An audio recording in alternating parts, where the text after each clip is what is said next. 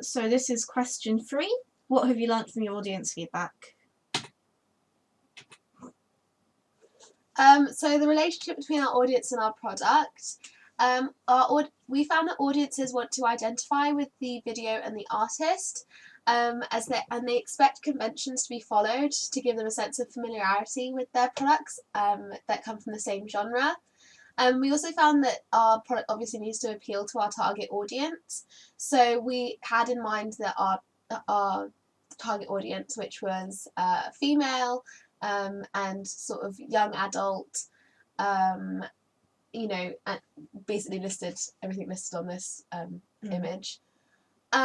So we decided to collate all the kind of genre conventions that we saw in our no genre, and kind of pick and choose which ones we wanted to use for our product.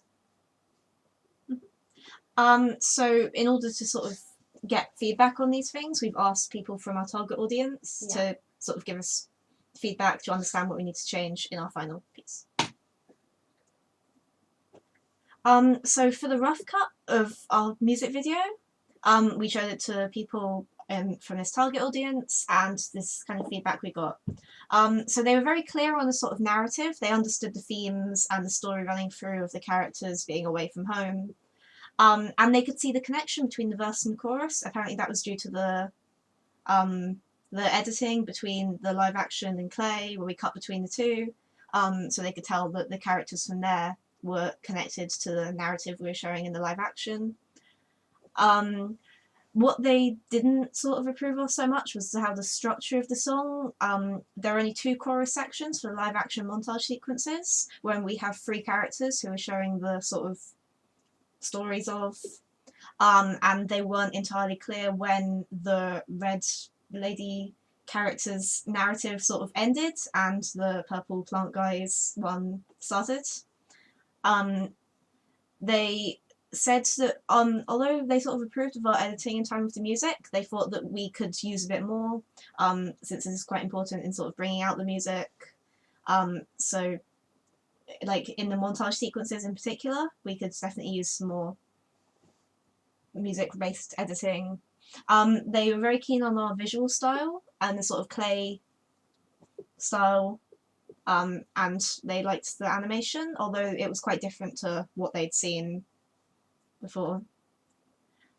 So from this kind of feedback, we learned that our audience is very open to new mediums of video rather than sort of live action. They're very open to the idea of animation, even though they said that it was sort of unfamiliar.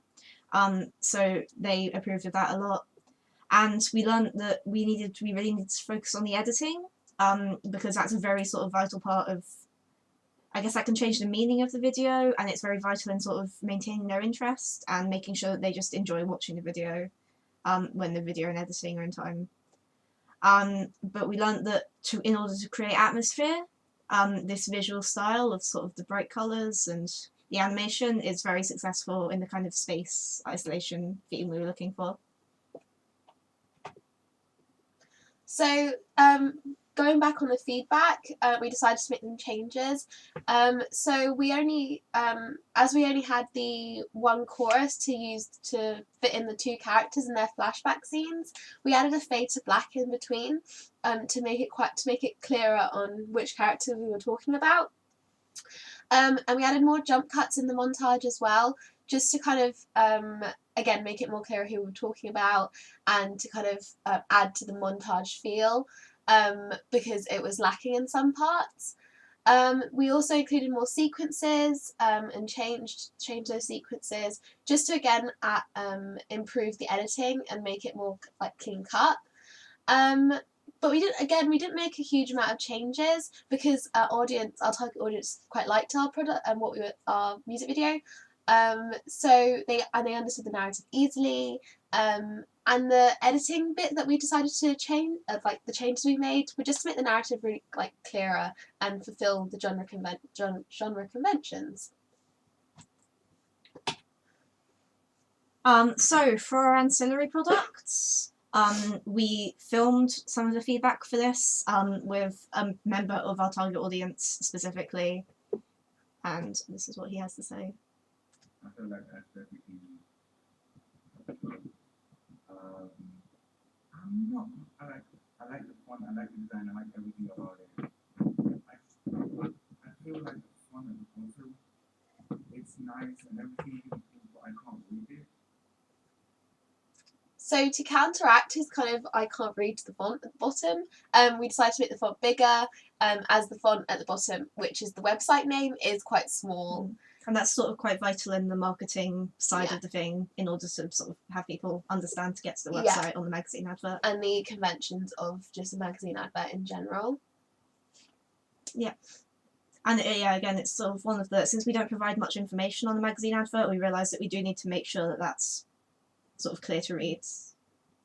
And this is what he had to say about the front cover of the CD.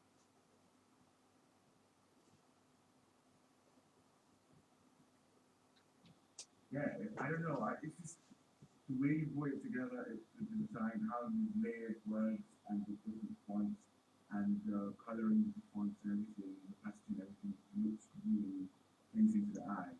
Seeing that, I probably won't even read the album cover name. I'm like, yeah, I'm getting this. That's I definitely want to purchase the album because it looks like the guy is in space, but the guy who's stuck in space.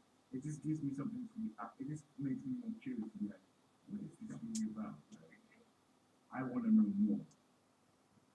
So the feedback that he gave, that he wouldn't even look at the text or who this is, shows that our aesthetics are really quite strong in our digipack, and that's something that we really strive to create or go through, because this is a really like strong convention in our chosen genre.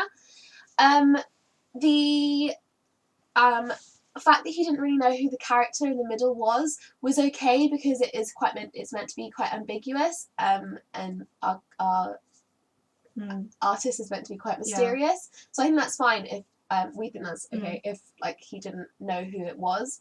But again, he said that he would want to know more, so that's the goal we were trying to achieve, so that they would go and visit the website, who is Lonely Boy, and see more about the artist. Yeah, so that's one case where like the anonymity of the artist really works in our favour, sort of not having them on the front, because he said that he liked the sort of anonymous aspect and that it sort of created interest. Yeah. So we thought that was quite successful. So we had made some changes. We didn't really make any changes to the CD cover or the digipack because he really sort of approved of them. As you can see, he said that it was good. We did make some changes to the magazine advert though, as you can see here.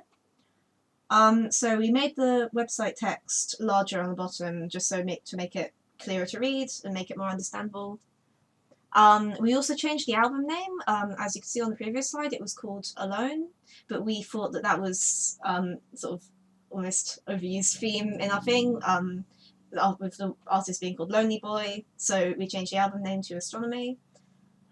We kept the aesthetic style the same as it was on the CD and the same as it was on the poster before, because it was obviously very successful and is also quite conventional to the genre, and it just appealed to our target audience overall. Yeah.